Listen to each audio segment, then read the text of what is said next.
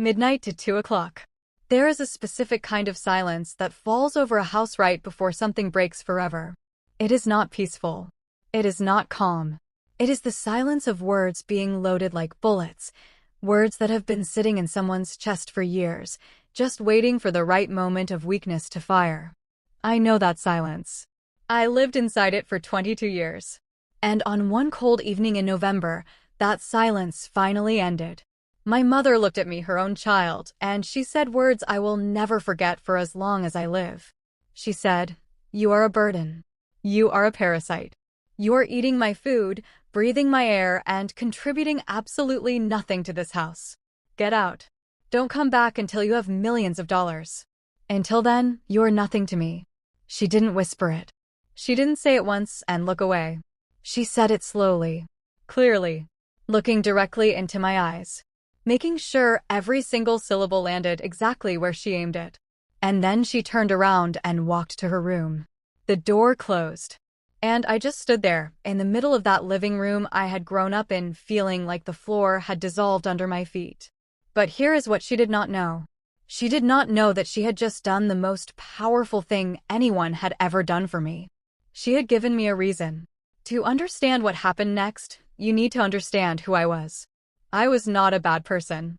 I want you to know that. But I will be honest, I was lost. I had dropped out of one college program, failed a small online business, worked 3 different jobs that all fell apart within months. Every time I tried to build something, it seemed like the ground shifted under me. I was trying, but from the outside, especially from inside that house, it did not look like trying. It looked like failing, over and over again. My mother had been supporting me, partially, reluctantly, and I could feel her resentment building every single month, like water filling a glass, slow, quiet, then suddenly overflowing. We had fights before, small ones, sharp words about rent, about time, about ambition. She would say I was wasting my life. I would say I needed more time. We would go silent for days, then pretend it never happened. But this night was different. This night, I had come home after losing yet another job. It was a delivery job, nothing glamorous, but it was income. And I had been let go because the company was downsizing. Nothing I did. Just bad timing. Just the universe deciding that this week, I would lose again. I walked through the front door tired, embarrassed, and already dreading the conversation I knew was coming. What I did not expect was that it would end with me being called a parasite. By my own mother. In my own home. I should have walked to my room. I know that now. But I didn't. I stood there and something cracked open inside me. I said, I lost the job. It wasn't my fault. The company. She cut me off immediately. I don't want to hear it, she said. I never want to hear it. You always have an excuse. Always a reason. Always something that is never your fault.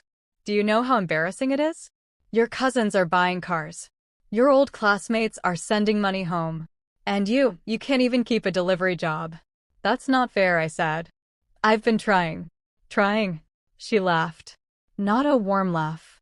A sharp, cold, cutting laugh. Trying is what children do with their homework. You are grown. Grown people don't try, they do. They produce. They provide. And you produce nothing. I'm building something, I said. My voice was shaking. I have ideas. I just need. You need to leave, she said.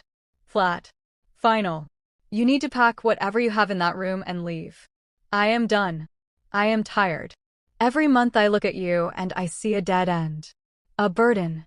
A parasite who takes and never gives back. The word parasite hit me like a physical thing. Like a hand across the face. You don't mean that, I said. My voice was barely a whisper. I have never meant anything more, she said. Get out of my house. Come back when you have millions. Until then, I don't have a child who can't stand on their own 2 feet. I remember looking around that room. The couch I had sat on my whole life. The kitchen table where we used to eat together. The photographs on the wall, me as a baby, me at 5 years old, me smiling in a world before this moment. And I thought, she is serious. She means every word. So I walked to my room. I packed one bag, just clothes, my phone charger, my laptop, and my documents. I did not take anything that wasn't mine. I did not slam the door. I did not say a single word. I walked out of that house at 9:47 p.m. The door clicked shut behind me, and I stood on that street with $47 in my pocket and the weight of her words pressing down on my chest like stone. I walked for over an hour that night. I didn't know where I was going. I just walked. Eventually, I sat down on a bench outside a 24-hour convenience store. The fluorescent lights buzzed above me. Two drunk men argued across the street. A stray cat circled my feet and then lost interest. And sitting there at midnight, I did something I had not done since I was a child. I cried. Not the quiet, dignified kind of crying you see in movies. I mean ugly, heaving, silent crying, the kind where your whole body shakes, but you keep your mouth closed because you're outside in public and you still have some pride left. I cried for about 20 minutes. And then I stopped. Because something shifted inside me. Something small and cold and absolutely certain. I thought, okay, she wants millions. Then that is exactly what she is going to get. Not for her. Not to prove her right. Not to come crawling back and beg for approval. But for me. For the version of me that knew, even in that darkest moment, that I was not what she said I was. I am not a burden. I am not a parasite. And I was going to spend every single day of the rest of my life proving it, not to her, but to myself. I called the only person I trusted, my friend Daniel. It was after midnight. He answered on the second ring. I told him what happened. He said nothing for a moment. Then he said, "Come. You can sleep on my couch." That couch would be my bed for the next 4 months. I walked for over an hour that night. I didn't know where I was going. I just walked. Eventually, I sat down on a bench outside a 24-hour convenience store. The fluorescent lights buzzed above me. Two drunk men argued across the street. A stray cat circled my feet and then lost interest. And sitting there at midnight, I did something I had not done since I was a child. I cried. Not the quiet, dignified kind of crying you see in movies. I mean ugly, heaving, silent crying, the kind where your whole body shakes, but you keep your mouth closed because you're outside in public and you still have some pride left. I cried for about 20 minutes. And then I stopped. Because something shifted inside me. Something small and cold and absolutely certain. I thought, okay, she wants millions. Then that is exactly what she is going to get. Not for her. Not to prove her right. Not to come crawling back and beg for approval. But for me. For the version of me that knew, even in that darkest moment, that I was not what she said I was. I am not a burden. I am not a parasite. And I was going to spend every single day of the rest of my life proving it, not to her, but to myself. I called the only person I trusted, my friend Daniel.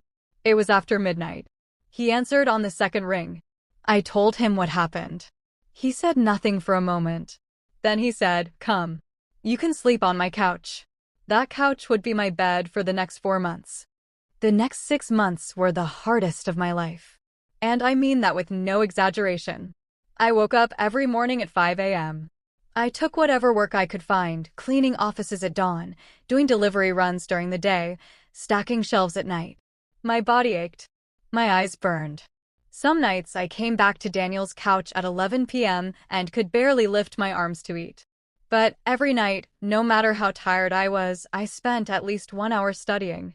Free courses on YouTube. Free tutorials on digital marketing. Every video I could find about business, about online income, about how people had built something from nothing. I devoured it all. I also kept getting messages from people back home. Word travels fast in a family. My aunt sent me a text that said, "I heard what happened. Maybe your mother is right. Some people just aren't built for success." A cousin posted something on social media, not directly about me, but everyone knew. Something about how some people need to be pushed out of the nest to realize they can't fly. Each message, each dig, each knowing look from people who heard the story. I saved them all. Every single one. In a folder on my phone called Fuel. My first business idea failed. I tried to build a small dropshipping store. It went nowhere. My second idea failed. I tried freelance writing. I landed 2 clients, lost them both because I mispriced my work. My third idea almost worked and then didn't. Each failure was humiliating. Each failure meant another month on Daniel's couch. Another month of eating cheap food and rationing phone data. But I kept going. Because the alternative, going back to that house empty-handed, was something I refused to even imagine. About 14 months after I left, something changed. I was helping Daniel set up a social media page for his uncle's small hardware business. Just as a favor. Nothing serious. And as I was doing it, the uncle looked at what I was building and said, "This is exactly what I needed. I've been trying to get someone to do this for years. How much do you charge?" I almost said nothing. Almost said it was free. But instead I said, $200. He paid me within the hour. That was the moment. Not because of $200, but because of what those $200 told me. There were thousands of small businesses out there with no online presence, no social media strategy, no idea how to reach customers in the digital world. And I, with everything I had been teaching myself for over a year, knew exactly how to fix that.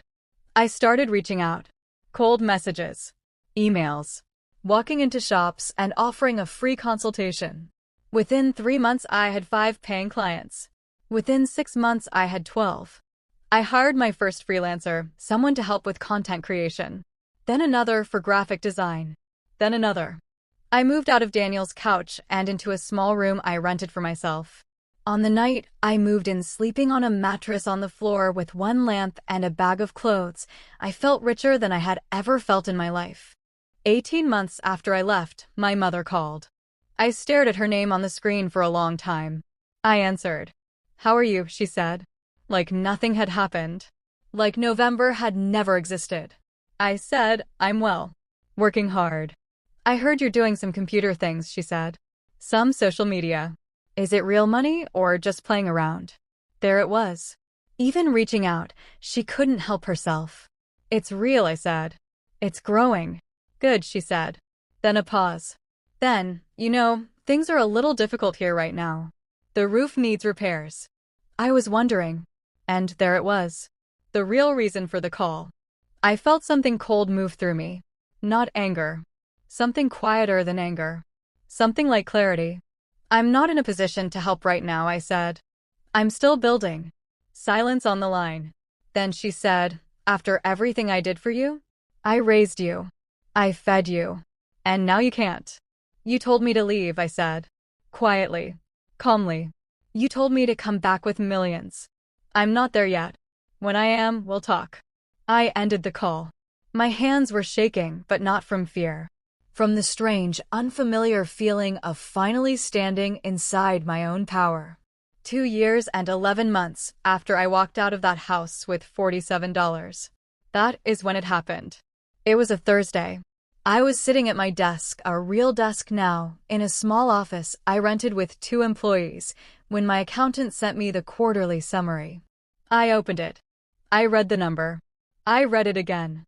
$1,240,000. Revenue. Real revenue. From real clients. Built from nothing. I sat completely still for what felt like 10 minutes. Then I opened that folder on my phone. The one called Fuel. I read every message. My mother's words. My aunt's text. My cousin's post. Every person who had ever looked at me with pity or contempt or satisfaction at my struggle. I read them all. And then I deleted the folder. Because I didn't need it anymore. I had carried their doubt all the way to this number. And now I was setting it down. I called Daniel. He answered immediately. I said, "It happened." He knew exactly what I meant. He went completely silent. And then I heard him start to laugh, and then I started to laugh, and we laughed on the phone for almost 5 minutes straight without saying another word. That was my celebration.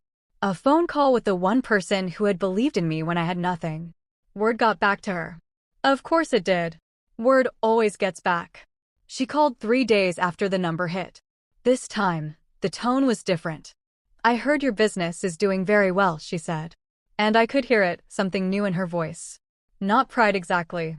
Not love. Something closer to recalculation. "It's doing well," I said. "I always knew you had it in you," she said. "I knew. From the beginning. That is why I pushed you.